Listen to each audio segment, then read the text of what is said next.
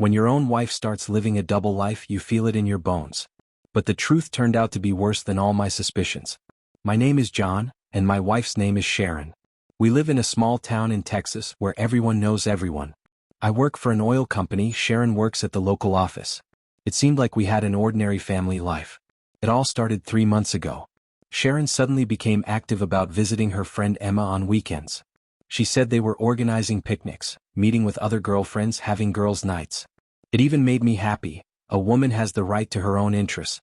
The only thing that puzzled me was when she came back, she always smelled strangely of horses. But Emma has a ranch, so I didn't pay attention to it. Animals never interested me. Work in the oil industry takes all my time. I can't even get a dog. But fate has its own way of revealing the truth.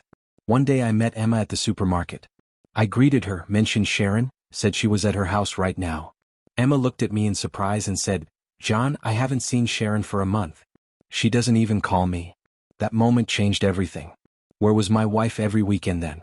I knew I had to act carefully. In our town there's little traffic, especially near ranches, so any surveillance would be noticeable. Then I remembered the geolocation feature in Telegram. When Sharon was in the shower, I quickly entered her phone, sent myself her location, and deleted the message. The next weekend she again went to Emma's. But the geolocation showed a completely different place, one of the remote ranches outside town. I got in the car and drove there. Parking far away so I wouldn't be noticed, I walked to the fence on foot. What I saw at first seemed innocent. Sharon was riding horses with some man. They were laughing, talking. Maybe really riding lessons? That evening I waited for her with a serious mood. When Sharon returned, as always cheerful and relaxed, I asked a direct question.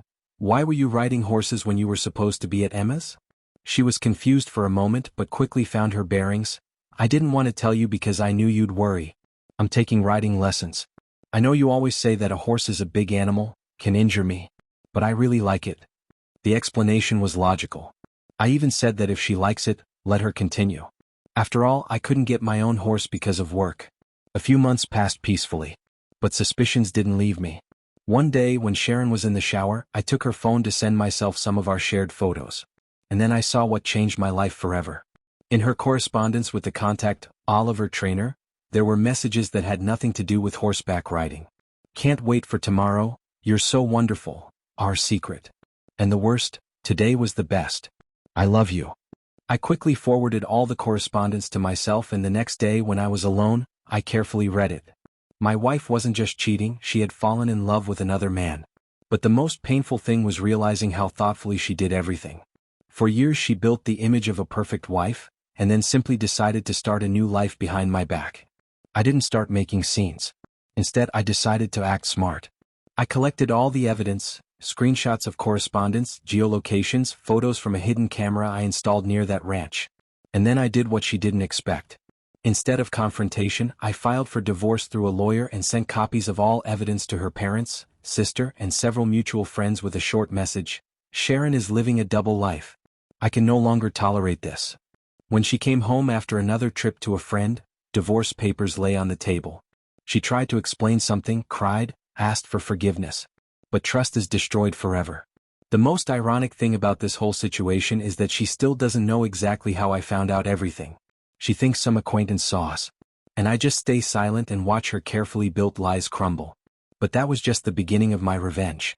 See, Sharon always prided herself on being the perfect wife, the respected woman in our community.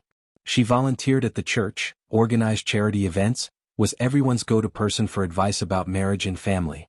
Her reputation meant everything to her. I decided that if she wanted to live a double life, then both sides of that life should know about each other. First, I created a detailed timeline of her lies. Every weekend she claimed to be somewhere else, every excuse she made, every story she fabricated.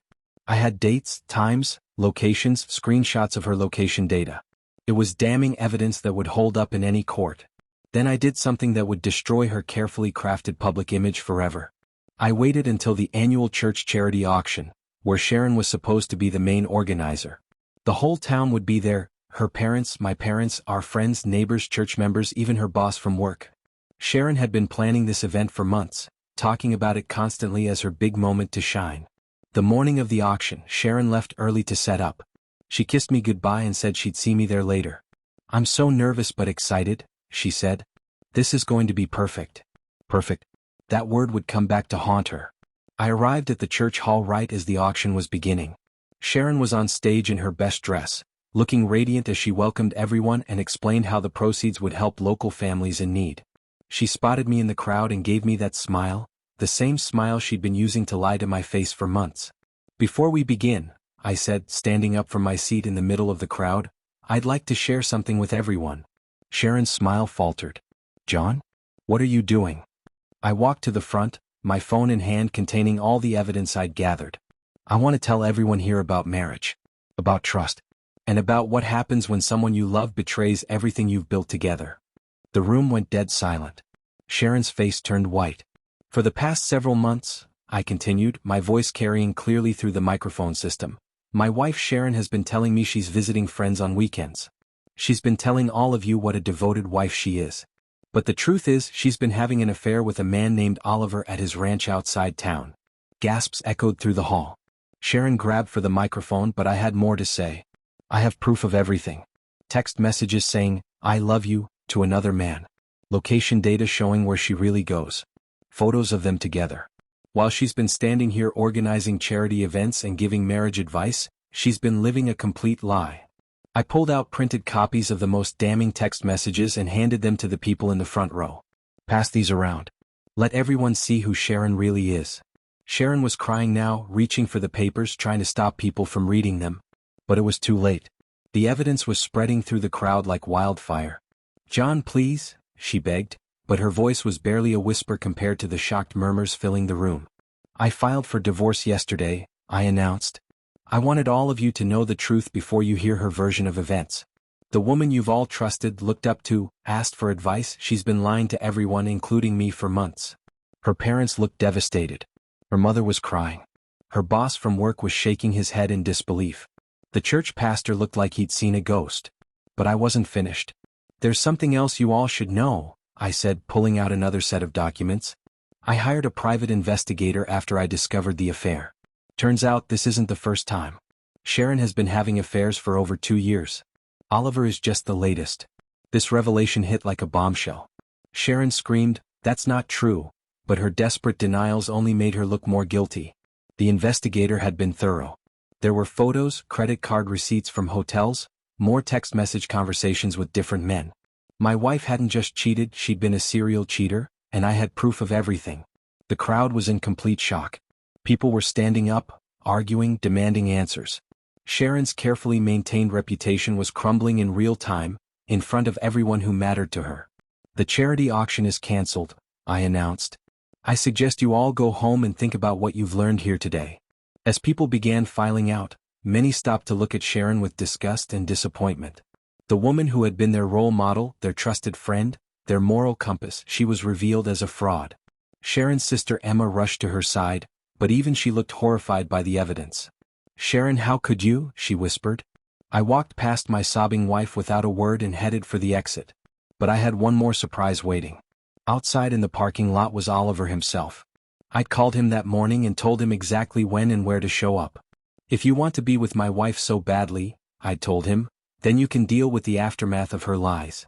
Oliver looked uncomfortable as he saw the crowd leaving the church, many of them staring at him and whispering.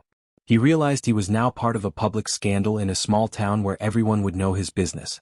But the real shock came when Sharon ran outside and saw him there. Her face went from relief to horror as she realized what I'd done. "You called him?" she gasped. "I thought you two should face this together," I said calmly. "After all, you're both responsible for destroying my marriage."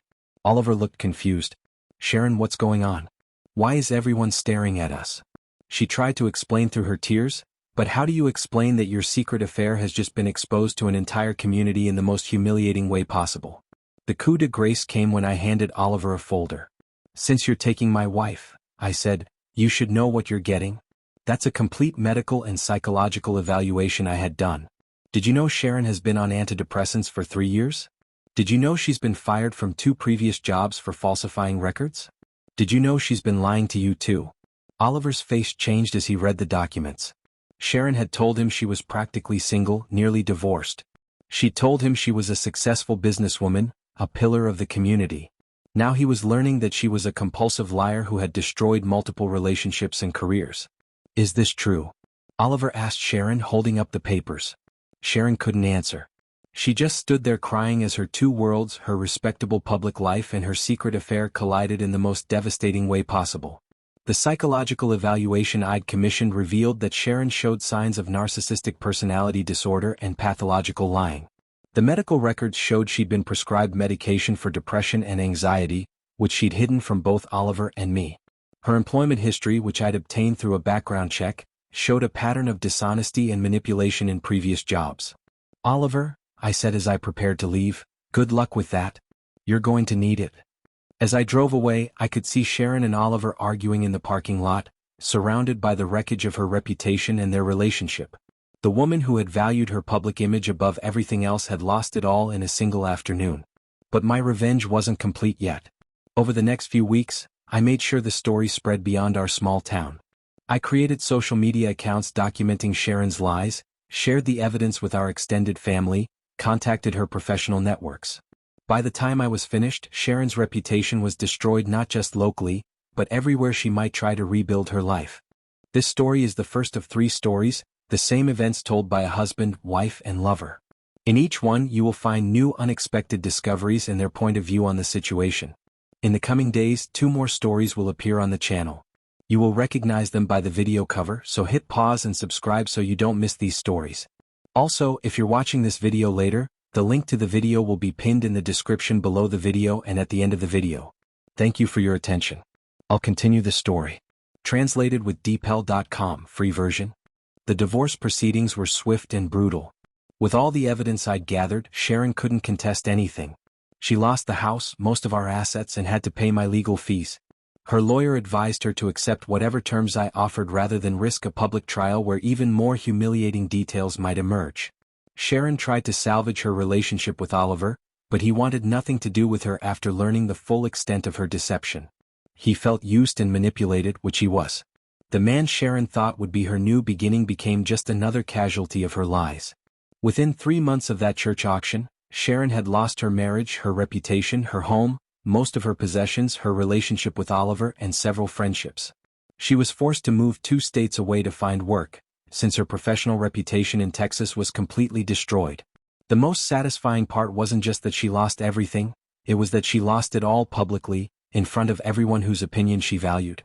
The woman who had lived for appearances, who had built her entire identity on being seen as perfect and trustworthy, had been revealed as a fraud in the most humiliating way possible.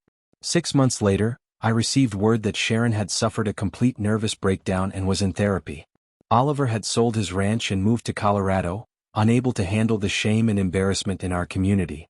The ripple effects of that day at the church auction continued to destroy both their lives long after I'd moved on with mine. Some people said my revenge was too harsh, that I'd gone too far. But I disagree. Sharon didn't just cheat, she systematically deceived everyone in her life while presenting herself as morally superior. She took advantage of people's trust and respect while living a complete lie. She deserved to have that lie exposed for exactly what it was. Today, I'm remarried to a wonderful woman named Jennifer who knows the whole story and respects how I handled it. We're expecting our first child next month. Meanwhile, Sharon is still in therapy, still trying to rebuild a life and reputation that may never recover from the devastation she brought on herself. Sometimes people ask if I feel guilty about destroying her life so completely. The answer is no. Sharon made her choices to lie, to cheat, to manipulate, to deceive. I simply made sure those choices had consequences that matched the magnitude of her betrayal. Trust is like a mirror. Once it's broken, you can put the pieces back together, but you'll always see the cracks. Sharon didn't just break my trust. She shattered the trust of an entire community. My revenge ensured that everyone could see those cracks as clearly as I did. In the end, Sharon got exactly what she deserved. A life as broken and fractured as the trust she destroyed. And I got something even better, the satisfaction of knowing that justice was served publicly and completely. Some call it revenge. I call it consequences. The aftermath of that church auction was devastating for Sharon. Within a week, she had lost her job, her volunteer positions, and most of her social connections. Her own family could barely look at her after seeing the evidence of her deception. After I discovered Sharon's affair, I spent 3 weeks doing something she never expected. I became a detective. I hired a real private investigator named Marcus, a former police officer who specialized in adultery cases. Marcus was thorough, professional, and expensive, but worth every penny for what he uncovered. The investigation revealed that Sharon's deception ran deeper than I could have imagined. She hadn't just been cheating with Oliver, she'd been maintaining what Marcus called a pattern of systematic betrayal for over 2 years. There was David, a salesman she met at a conference in Houston. There was Mike, her former boss who she claimed had inappropriately pursued her, when actually she had initiated their affair. There was even Tom, a married man from our church choir who she'd been texting inappropriate messages to for months. Marcus provided me with a comprehensive file: photographs, hotel receipts, credit card statements showing expensive dinners I never knew about, cell phone records proving calls to multiple men during times when she claimed to be working late or visiting girlfriends. The evidence was overwhelming and undeniable.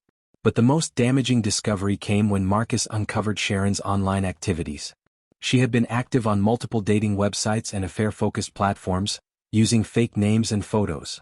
Her profiles painted a picture of an unhappily married woman seeking discreet companionship, with generous gentlemen who appreciate a sophisticated lady.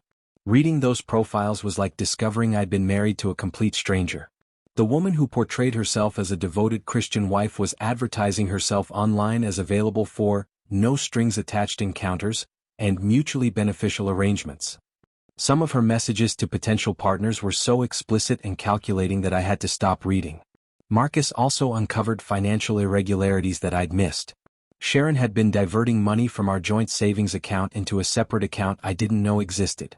She'd been using this money to pay for her affair's hotel rooms, expensive lingerie, gifts for her lovers, even a weekend trip to Dallas with Oliver that she told me was a work conference.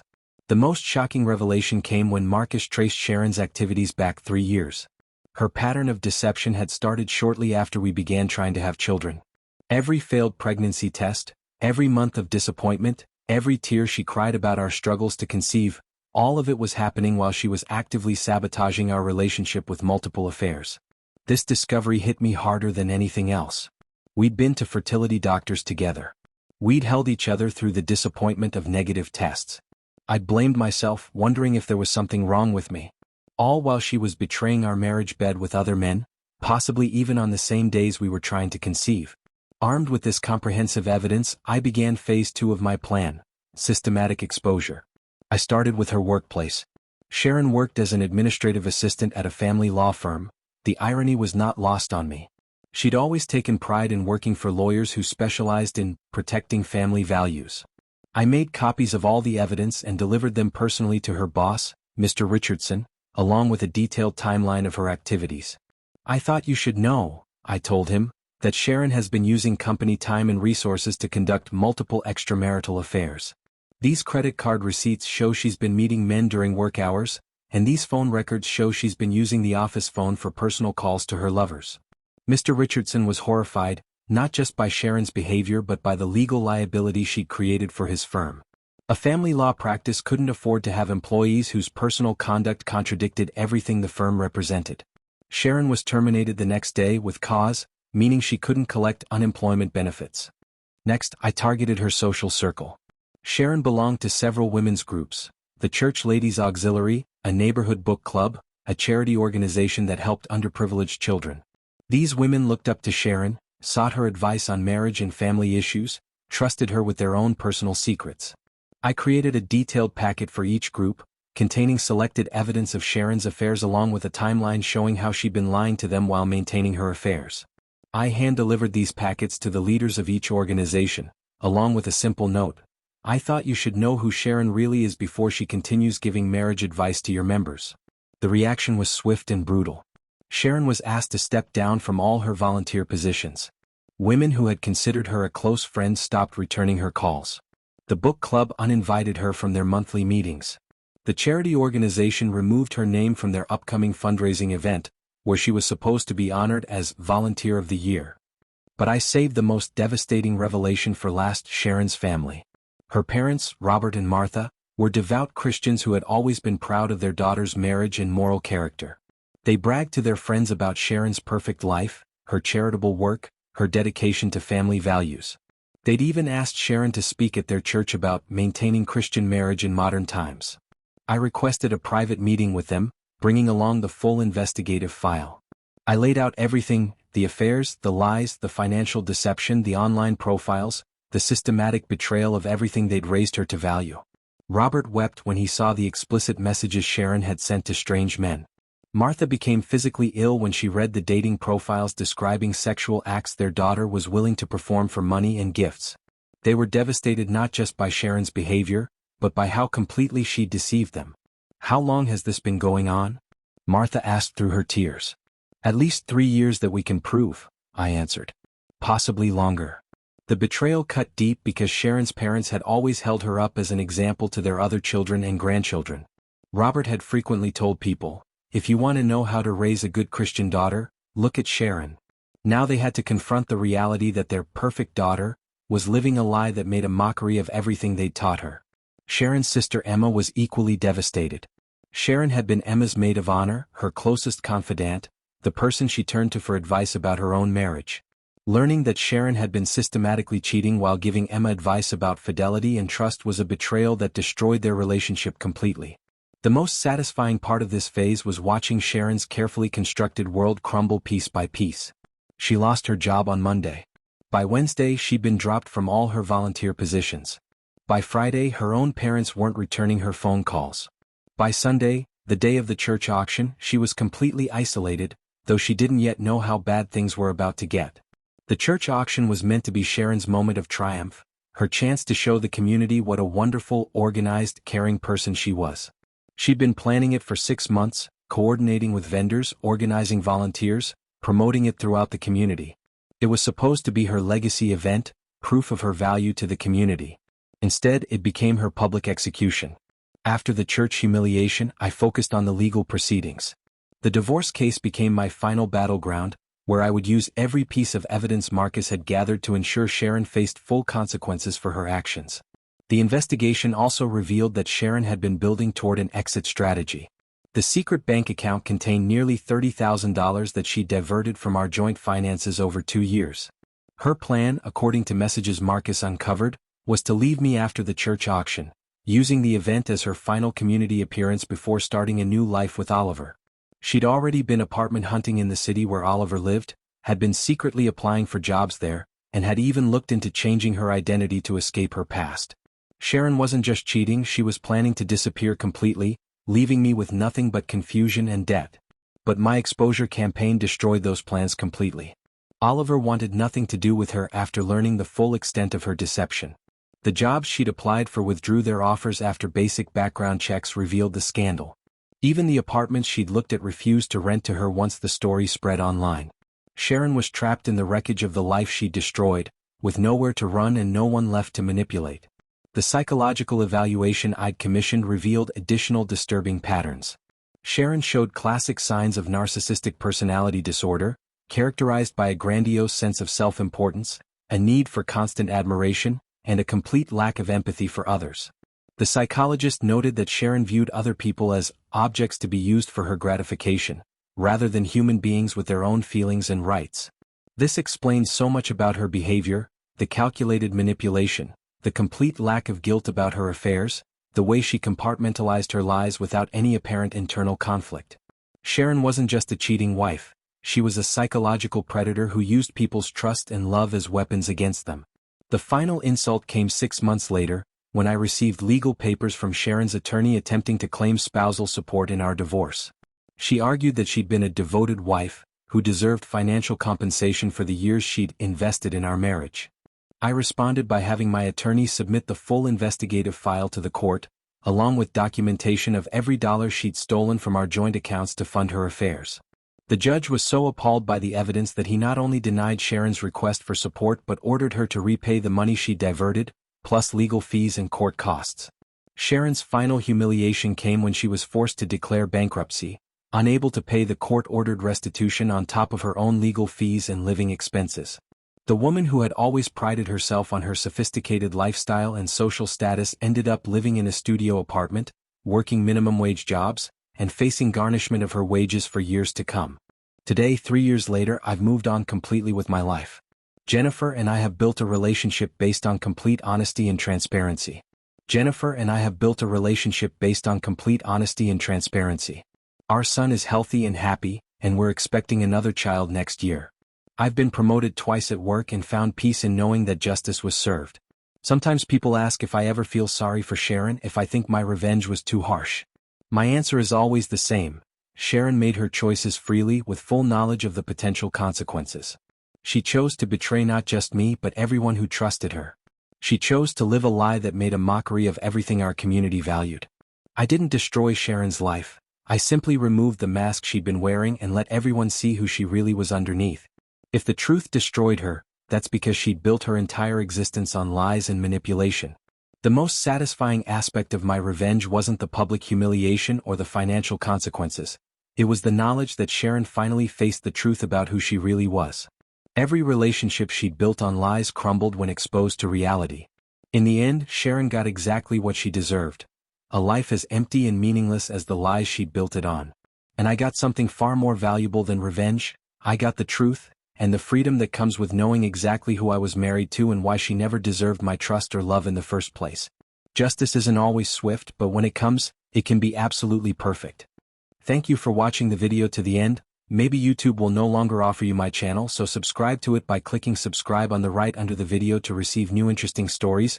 Also on the right of the video there is a playlist with other interesting stories that you can listen to, and you can also write in the comments what stories you would like to see on the channel.